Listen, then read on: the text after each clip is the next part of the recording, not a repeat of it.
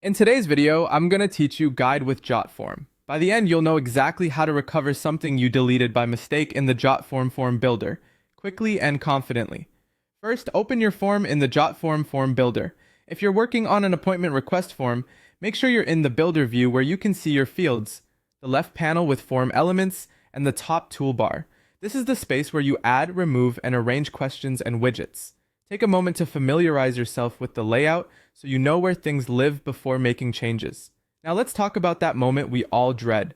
You delete a field or a block of content by accident. Maybe you clicked the trash icon on a phone number field, removed a heading, or discarded a section you meant to edit. It happens fast, and it can feel like a serious setback, especially if the field had options or validation rules you took time to configure. The good news is that Jotform is designed to handle these hiccups, and you can reverse that action in a second. To roll back that deletion, look at the top of the builder for the Undo button.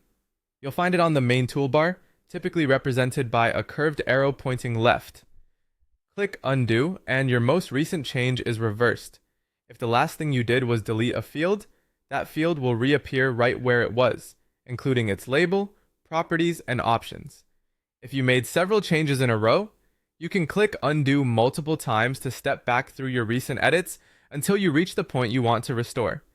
This action is safe and immediate, and it won't affect any form submissions you've already collected. Think of it as a simple time rewind for your design choices. If you undo a change and then realize you actually preferred the edit, the redo button, usually the curved arrow pointing right, can move you forward again. And if you like using keyboard shortcuts, the standard undo command you use in most apps works here too, which can be a real time saver while you're building. After you bring a deleted field back, double check that it's positioned where you expect and that conditional logic or calculations still connect the way you intended. Jotform auto-saves your progress, so once you've restored the field, your latest version is preserved. That's all you need. Open your form in the builder,